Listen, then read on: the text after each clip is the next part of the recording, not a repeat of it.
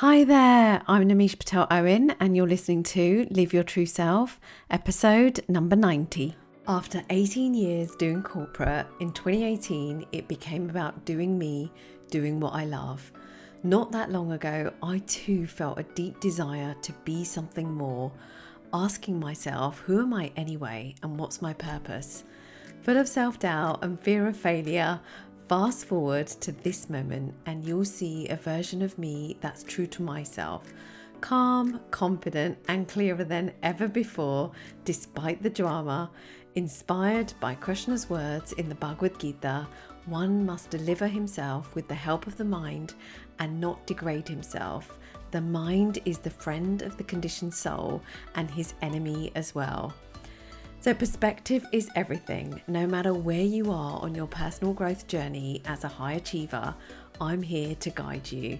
Together, we'll step out of your head, the busyness in your mind, and drop into your heart, the space where lasting transformation begins, so that you too can awaken your true self and live life more meaningfully in this moment, even in the messiness. Take a deep breath and listen on in. Welcome back, lovely one. Thank you for being here. Today's episode is a sweet message for you, my dear high achiever, especially if you have been pushing, striving, and trying to make something happen, trying to achieve something, whether that's in your life, home, work, relationships, or well-being. This is your gentle, loving reminder to pause, breathe, and trust.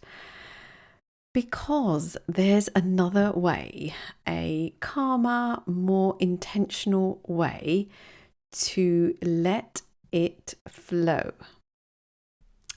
No more forcing. Let your energy speak for itself. It will attract the right people and good situations. Focus on showing up as the realist version of yourself, and things will align. A wise person once said, and this truth landed deeply for me through my yoga practice recently. And interestingly, as these things do, it came up twice, once on my own and once in a live class. And then, of course, that quote from said wise person found its way to me. And apologies, I'm not sure who said it, but whoever it is attributed to, all credit goes to them. But clearly the universe was sending a loving nudge. And that message stayed with me. And during a recent yoga practice, as I say, it showed up again, not in words, but through my body. And it happened while I was working on crow pose. And I'd been practicing crow pose, Kakasana, for a few weeks and was tuned into the idea that as long as I'm practicing, it takes as long as it takes. And one day I balanced. I got crow pose and I managed to hold it for 5 seconds, and then another day 10 seconds, and another time 15 seconds, and then 20 seconds. And it felt smooth and light. It actually felt light, and I felt strong in it. And my teacher, knowing that I got crow pose, invited me on a live class to try side crow. And she demonstrated, and I thought, okay, let's give it a go. And there I was thinking I should be able to do this. Arms shaking, feeling wobbly, jaw clenched, breath held, forcing my way in. Thinking I should be able to do this live on the call without any practice, forgetting the idea of it takes as long as it takes. And then I heard her say, Namisha, breathe, let it come to you, don't force it. And she followed that by saying, it will come, just keep practicing, just like you have done. And separately, I've been practicing headstand pose, Shirshasana. And one day last week, if you listen to this live, I managed to balance half headstand, no wall, no support, just me in really good alignment with weight on my elbows, not on my head, and just again feeling really strong in it. And it felt amazing. And the next day I tried again, but I couldn't find my balance. I was in my head trying to force it, and it showed. And I kept trying to not force it, and interestingly, by doing that, I was forcing it. And that's when I noticed I wasn't flowing, I was forcing. And the moment I softened, breathed, actually took some time out and left it for a day and then came back to it, I allowed my body to move with me, and everything, of course, shifted.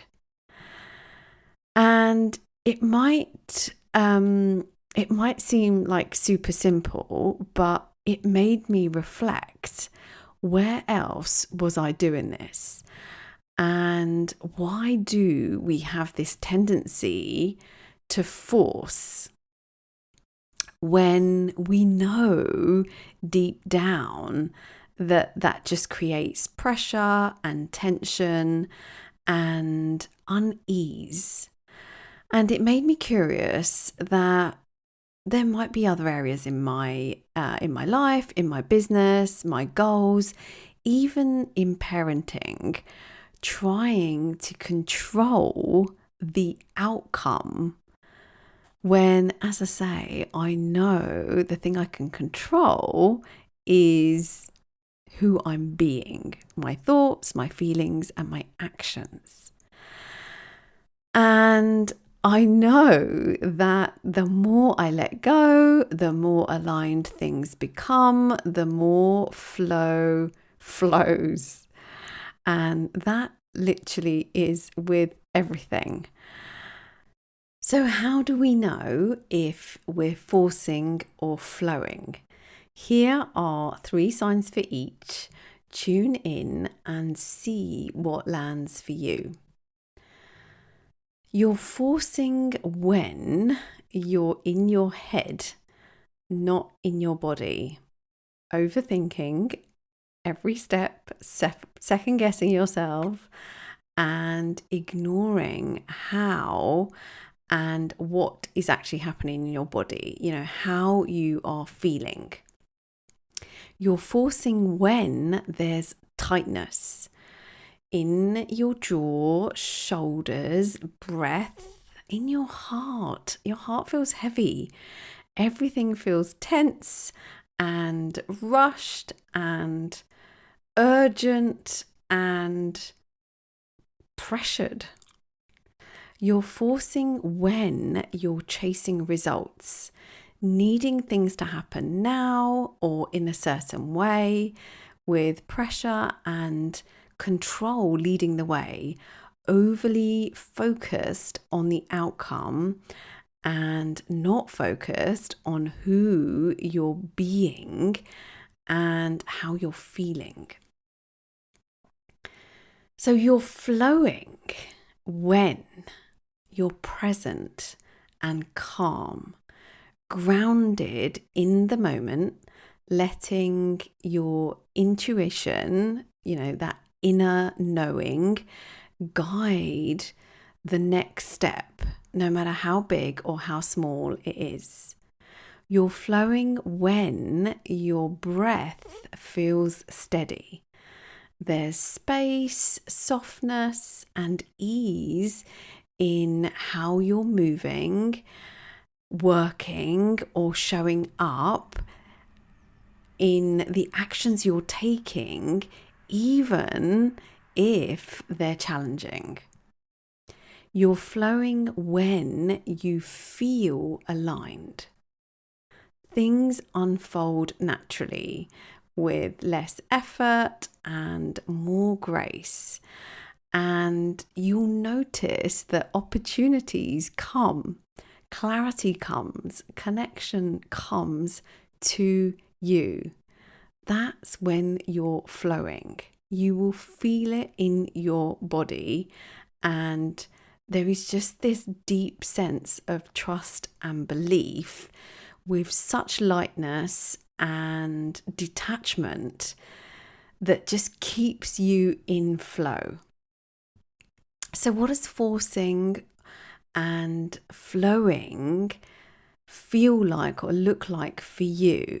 Like, be sure to know what that is.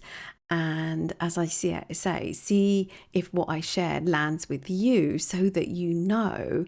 And of course, when you know, then you have a choice to stop forcing and to allow yourself to lean back into flow. So with that in mind, let me invite you to pause and ask yourself, where in your life have you been forcing something to happen? Something big or something small, something longer term, or perhaps something day to day. Where in your life have you been forcing something to happen?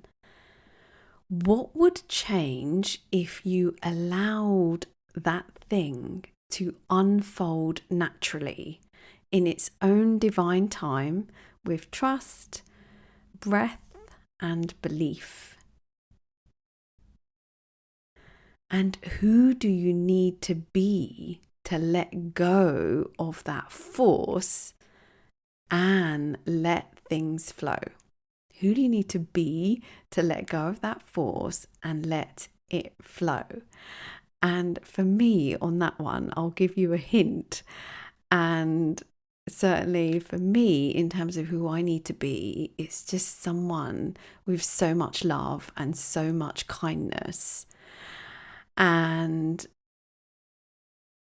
this sense of inner knowing that, I know I can do it. And the idea of what's meant to be is meant to be, and how it's meant to be and when it's meant to be will be. And it's worth saying that it's not about giving up, and it's not about continuing to force. It's about giving in to your inner wisdom, your mind and body and breath moving as one. That is what we're giving into. That is what we're flowing with. Our mind, body, and breath moving as one.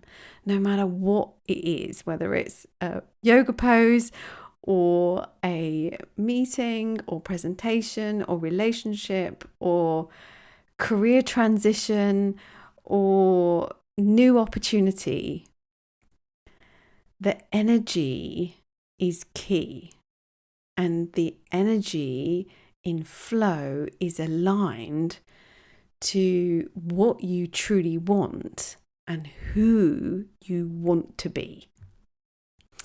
So if this resonates and you're ready to connect with that deeper, calmer version of you, the one who stays in flow and lets go of any forcing and any pressure, then stay close. Live Your True Self, your 12-week journey to a calmer, more confident and connected you from the inside out is coming soon. I'm so excited, and this has definitely been one that I have absolutely let it flow. And interestingly, it has come back and circled back to this podcast. The name of it being Live Your True Self. And so this 12-week journey is an online coaching experience with insightful classes and guided meditations, plus a heart-led community to grow alongside, all lovingly created for you. And it feels like it's a long time in the making, but honestly, it's always been there. And it's taken me 90 episodes of this beautiful podcast to see that actually Live Your True Self also stands alone as, you could say, a program, or as I say, a packaged loving 12-week journey dedicated to who you're becoming. So keep your eyes and your heart open, and I will be sharing more on the podcast and via my weekly love note, Monday Mindset Mail. So be sure to sign up to that if you haven't done already. Just go to www.namishapatelowen.com and sign up for my weekly love note, and you will also receive, of course, mindset insights and tips, and also a free thought download tool for you to help you unpack your thinking. But there you have it. So no more forcing. Let your energy speak and allow yourself to feel the flow and be with that. Thank you for tuning in to another episode of Live Your True Self. Until next time, keep shining your light, and may you always live your true self. Namaste. Thank you for tuning in to another episode of Live Your True Self podcast. If you're ready to go deeper into your spiritual growth journey, visit me at www.namishapatelowen.com to learn more about my work and how I can support you.